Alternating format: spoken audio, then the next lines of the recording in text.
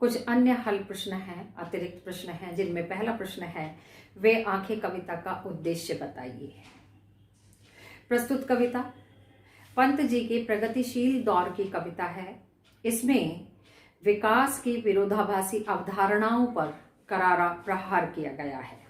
युग युग से शोषण के शिकार किसान का जीवन कवि को आहत करता है और दुखद बात यह है कि स्वाधीन भारत में भी किसानों को केंद्र में रखकर व्यवस्था ने निर्णायक हस्तक्षेप नहीं किया।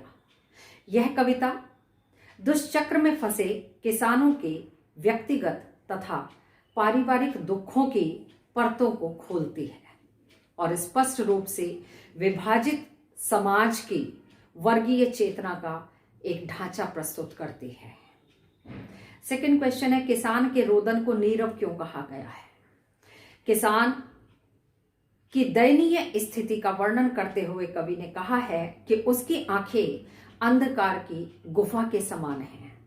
उनमें दारुण दुख भीतर तक समाया हुआ है। उसकी आंखों में उसी दुख की छाया के रूप में रोने का भाव अनुभव किया जा सकता है। उसका रोदन नीरव है क्योंकि किसान की आंखों से ही उसकी पीड़ा को अनुभव किया जा सकता है। उसके ऊपर हुए अत्याचारों की झलक उसकी आंखों को देखकर मिल जाती है। नेक्स्ट क्वेश्चन है, किसान की आंखों में किसका अभिमान भरा था? किसान की आंखों में कृषक व्यवसाय का अभिमान भरा था।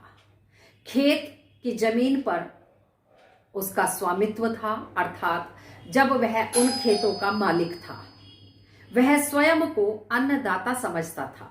वह दूसरों की सहायता करता था। खेती से ही उनके परिवार का गुजारा होता था। नेक्स्ट क्वेश्चन है, पुत्र और पुत्र वधू के प्रति किसान का क्या दृष्टिकोण था? किसान पुत्र को अधिक महत्व देता है। उसकी याद के कारण उसकी छाती फटने लगती है तथा सांप लौटने लगता है।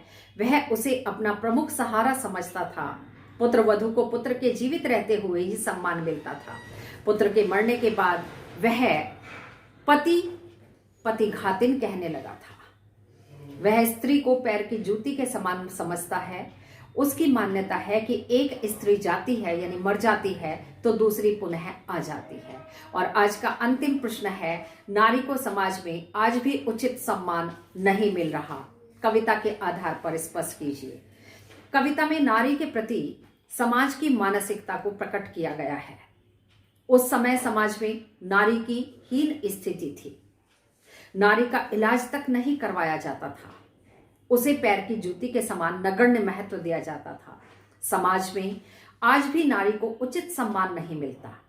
उसे अनेक आर्थिक सामाजिक अधिकार मिल गए हैं, परंतु उनका स्थान आज भी दोयम दर्जे का है। नौकरी करते हुए भी उसे सभी जिम्मेदारियां पूरी करनी पड़ती हैं। उसे ससुर व पिता की संपत्ति में अधिकार नहीं मिलता। यहां तक कि कानून के रक्षक भी उसका शोषण करने में नहीं चूकते हैं। आज के अंक में यहीं तक। अगले अंक में फिर एक नए विषय के साथ आपके समक्ष आऊंगी। धन्यवाद।